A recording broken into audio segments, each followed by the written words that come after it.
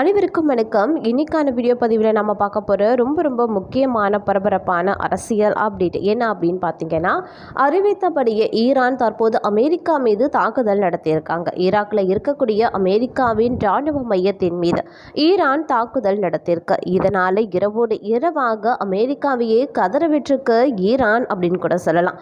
இது குறித்த பல்வேறு முக்கிய தகவல்கள் தற்போது வெளியாகி பெரும் அதிர்ச்சியையும் பரபரப்பையும் ஏற்படுத்தி வந்துட்டுருக்கு.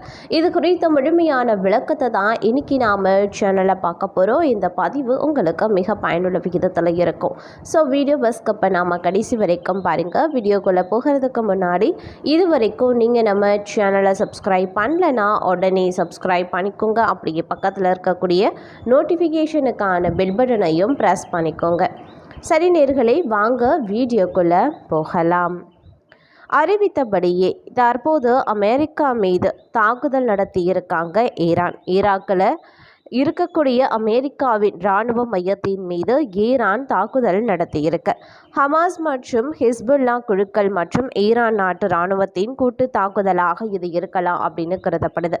ஈராக்கில் இருக்கக்கூடிய இராணுவ தளத்திற்கு எதிரான தாக்குதலில் குறைந்தது 5 அமெரிக்க வீரர்கள் காயமடைந்திருக்காங்க அப்படின்னு அமெரிக்கா தெரிவித்திருக்காங்க.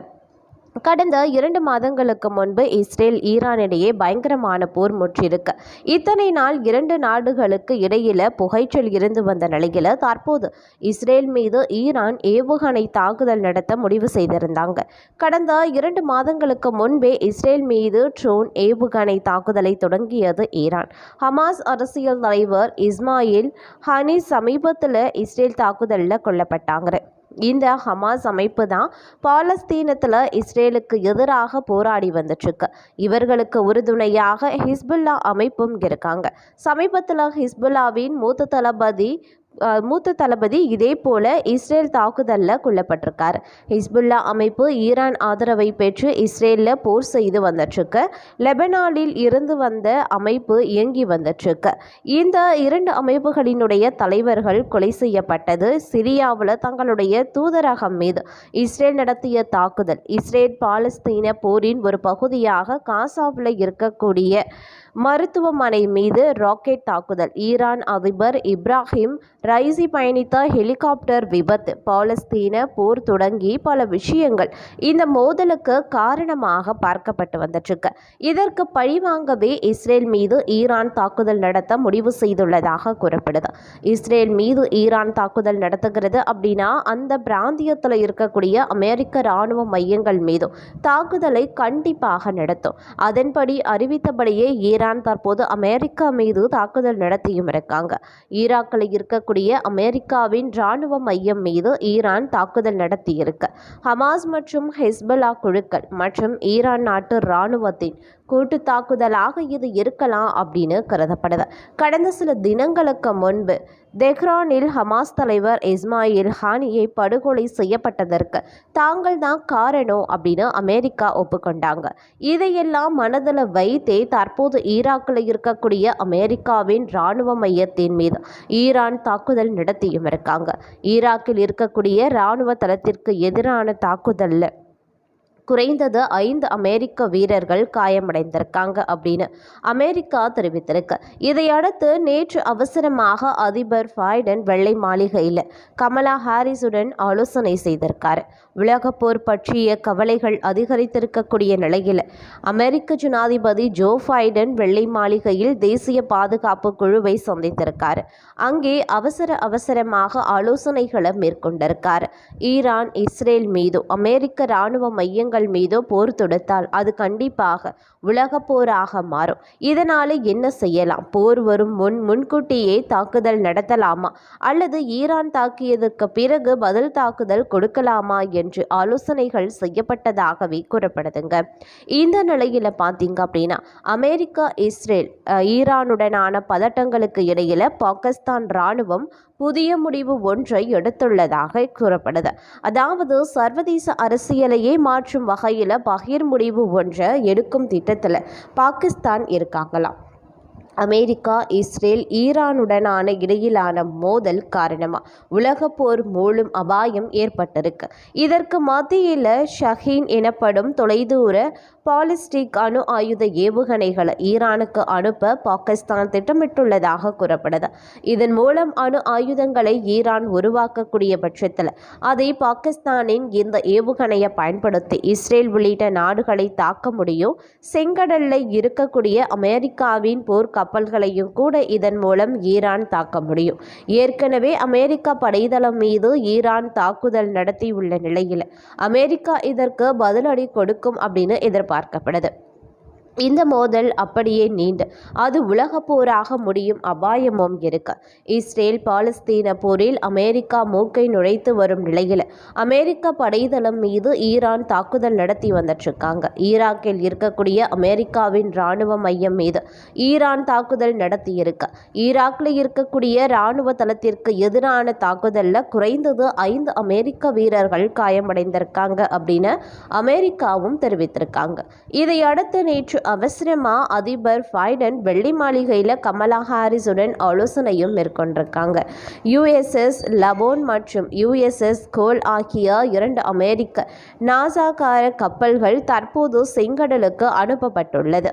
ஓமன் வளைகுடாவில் இருந்து செங்கடலுக்கு இஸ்ரேலின் திசையில் இந்த கப்பல்கள் நகர்த்தப்பட்டு உள்ளதாக அந்நாட்டு பாதுகாப்பு அதிகாரிகள் தெரிவித்திருக்காங்க. USS தியேட்டர் என்ற விமானம் தாங்கி போர்க்கப்பல் இன்று காலை வரைக்கும் ஓமன் வளைகுடாவில் தங்கியிருக்கு. விரைவில் இதுவும் செங்கடலுக்கு அனுப்பப்பட உள்ளதாகவும் தகவல்கள் வெளியாகியிருக்கு. ஈரானுக்கு ஏவுகணைகள் அனுப்ப பாகிஸ்தான் முன்வந்ததாக வெளியான செய்திக்கு அமெரிக்கா தற்போது பதிலடியும் கொடுத்திருக்காங்க. வெள்ளை மாளிகையின் செய்தி தொடர்பாளர் என்ன சொல்லியிருந்தாரு அப்படின்னா, இஸ்ரேலுக்கான எங்கள் ஆதரவில் நாங்கள் மிகவும் தெளிவாகவே இருக்கோம். மேலும் அவர்கள் தங்களை தற்காத்து கொள்ள வேண்டியதை நாங்கள் உறுதி செய்கிறோம். இதற்கிடையில் வார இறுதியில் இருந்து ஈரான் ஏவுகணையில் நகர்த்துவதை தாங்கள் அவதானித்ததாக அமெரிக்க அதிகாரிகளும் தெரிவித்திருக்காங்க. இப்படிப்பட்ட நிலையில தான் அமெரிக்கா, இஸ்ரேல், ஈரானுடனான இடையில் மோதல் காரணமாக உலகப்போர் மூலம் அபாயம் ஏற்பட்டிருக்கு. இதற்கு மத்தியில் ஷஹீன் எனப்படும் தூர பாலிஸ்டிக் அணு ஆயுத ஏவுகணைகளை ஈரானுக்கு அனுப்ப பாகிஸ்தான் திட்டமிட்டுள்ளதாகவும் கூறப்படுது. ஈரானுக்கு ஏவுகணைகளை அனுப்ப பாகிஸ்தான் முன்வந்ததாக வெளியான செய்திக்கு அமெரிக்கா தற்போது பதிலடியும் கொடுத்திருக்காங்க. வெள்ளை மாளிகையின் செய்தி தொடர்பாளர் என்ன சொல்லியிருக்காரு அப்படின்னா, இஸ்ரேலுக்கான எங்கள் ஆதரவில் நாங்கள் மிகவும் தெளிவாகவே இருக்கோம். மேலும் இஸ்ரேல் தங்களை தற்காத்து கொள்ள அனைத்து உரிமையும் இருக்கு. அவர்களுக்கு உறுதுணையாக இருப்பதை நாங்கள் உறுதி செய்கிறோம். ஈரானுக்கு ஏவுகணைகளை அனுப்பப்படுவது தவறான முடிவு. இதை எந்த நாடு செய்தாலும் நிலைமையை மோசமாக்கவே செய்யும் அப்படின்னு சொல்லியிருக்காரு. இந்த நிலையில் பார்த்தீங்க அப்படின்னா கிட்டத்தட்ட 48 மணி நேரம், அதாவது 2 நாட்கள் அறிவித்தபடியே ஈரான் அமெரிக்கா மீது தாக்குதல் நடத்தி 2 நாட்களும் கடந்திருக்கு. ஆனால் இன்னமும் ஈரானின் மீது அமெரிக்கா பதிலடி தாக்குதல் நடத்தலை. ஏன் ஈராக்கில் இருக்கக்கூடிய அமெரிக்க இராணுவ தளத்திற்கு கூடுதல் பாதுகாப்பை கூட அனுப்பலை? அதிகாலை நடத்தப்பட்ட தாக்குதலுக்கு இன்னும் அமெரிக்கா பதிலளிக்காமல் இருப்பது ஆச்சரியத்தையும் ஏற்படுத்தியிருக்கு. 2 நாட்களுக்கு முன் ஈராக்கில் இருக்கக்கூடிய அமெரிக்காவின் இராணுவ மையத்தின் மீது ஈரான் தாக்குதல் நடத்தியது ஹமாஸ் மற்றும் ஹெஸ்புல்லா குழுக்கள் மற்றும் ஈரான் நாட்டு இராணுவத்தின் கூட்டு தாக்குதலாக இது இருக்கலாம் அப்படின்னு கருதப்பட்டது. ஈராக்கில் இருக்கக்கூடிய இராணுவ தளத்திற்கு எதிரான தாக்குதலில் குறைந்தது 5 அமெரிக்க வீரர்கள் காயமடைந்தாங்க அப்படின்னு அமெரிக்கா தெரிவித்திருந்தாங்க. கடந்த 2 மாதங்களுக்கு முன் இஸ்ரேல், ஈரான் இடையே பயங்கரமான போர் முற்றியது. இத்தனை நாள் 2 நாடுகளுக்கு இடையில புகைச்சல் இருந்து வந்த நிலையில தற்போது இஸ்ரேல் மீது ஈரான் ஏவுகணை தாக்குதல் நடத்த முடிவு செய்திருக்காங்க. கடந்த 2 மாதங்களுக்கு முன்பே இஸ்ரேல் மீது ட்ரோன் ஏவுகணை தாக்குதலை தொடங்கியது ஈரான்.